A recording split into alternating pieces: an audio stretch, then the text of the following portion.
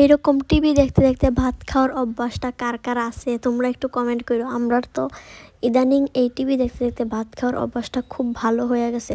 তো আজকের ব্লগটা চলো শুরু করি।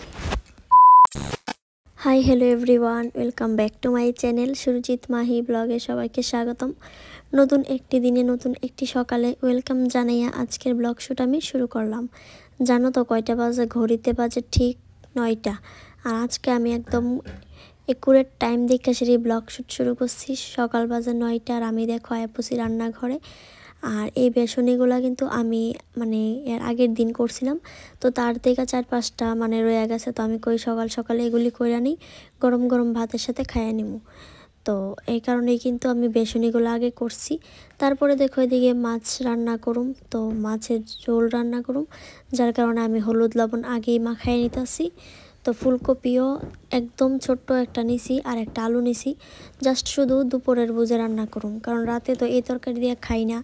আবার তরকারি বেশি হলে আবার খাইতেও পারতাম, তবে আমিও মাছ আর বাড়াইয়া নিছি না, রাতে খামো রুটি। আর আজকে মনে হয় রুটি খাইতাম না, আজকে একটু অন্য কিছু খাওয়ার ইচ্ছে আছে। তো যাই হোক, এদিকটাই কিন্তু আমি লবণ হলুদ মাখাইয়া আমি মাছগুলি ভালোভাবে ভাজা নিতেছি। আর জানো তো আমি মাছের পেটি খাইতে অনেকটাই পছন্দ করি, কারণ এটার মধ্যে কাটা থাকে না। আর হয়েছে মাছের মাথা, তো এই মাছের মাথাটা কিন্তু আমি খাওয়ার লেগে রান্না করছি না, তরকারির মধ্যে দেওয়ার লেগে রান্না করছি না। আমি কিন্তু এই মাছের মাথা দিয়ে সেরা ডাল রান্না করুম। তবে আজকের এই ডালটা হইব স্পেশাল একটা রেসিপি। তোমরা কিন্তু ভিডিওটা কেউ স্কিপ করবা না, শুরু থেকে শেষ পর্যন্ত সবাই দেখবা, তাইলে বুঝতে পারবা আমি কি ডাল আজকে রান্না করুম। তো দেখো মাছগুলি ভালোভাবে ভাজা নিছি। সুরজিতের কিন্তু এরকম রুই মাছ, কাতলা মাছের, এই মাছের বড় মাছ হইলেই হের লেজ খাইতে অনেক পছন্দ করে। আর আমি হইলে মাথা আর হয়েছে পেটি। তো দুইজন লেগে 2 পিস মাছ নিছি আর হয়েছে একটা মাথা নিছি, যে মাছের মাথাটা দিয়ে অল্প একটু ডাল রান্না করুম। তো আমি কই আগে আমি ফুলকপি আলুগুলা ভাজা সেরা আজকে কিন্তু তরকারি রান্না করে নিছি। আর দেখো আজকে কিন্তু ফুলকপিটা আমি সিদ্ধ করছি না, তোমরা কিন্তু আমি সব সময় কই এই সিজনে ফুলকপি কো বাঁধাকপি কো তোমরা সব সময় একটু সিদ্ধ করে সেরা রান্না করবা, কারণ প্রচুর পরিমাণ সারের গন্ধ থাকে। তো আমি কিন্তু আজকে পারছি না, সময় নাই, কারণ কারেন্টের চুলার মধ্যে আমি বসাইছিলাম ভাত, আর কড়াইয়ের মধ্যে আসছিল তেল। আমার একটু গাফিলতি আর কি, আমার একটু আলস্য দোষে আমি কিন্তু আজকে সিদ্ধ না করেই রান্না করছি। তো ফুলকপি আলুর ঝোল কিন্তু কমপ্লিট। আর এদিকটাই দেখো আমি করতেছি আজকে স্পেশালি মাছের ডাল। জানো তো মাছের ডাল আমি কোনো দিন রান্না করছি না, কিন্তু ভীষণ পরিমাণ পছন্দ করি মাছের ডাল খাইতে। তো এই দিকটাই কিন্তু মাছের ডাল আমি কিভাবে রান্না করি চলো দেখাই। দিয়ে দিলাম কড়াইয়ের মধ্যে তেল, তেজপাতা, শুকনা মরিচ আর হইছে গোটা জিরা। তারপরে দেখো মাছের মাথা ভাজিয়ে রাখছি। আর মাছের মাথা দিয়ে মাছের ডাল সাথে যদি এরকম ছই দিয়ে সেটা রান্না করি তাহলে কিন্তু খুবই টেস্ট হয় খাইতে। তো আমার ঘরে আসিল, তো আমি কিন্তু দিলাম, তোমরা চাইলে অন্য সবজিও দিতে পারো।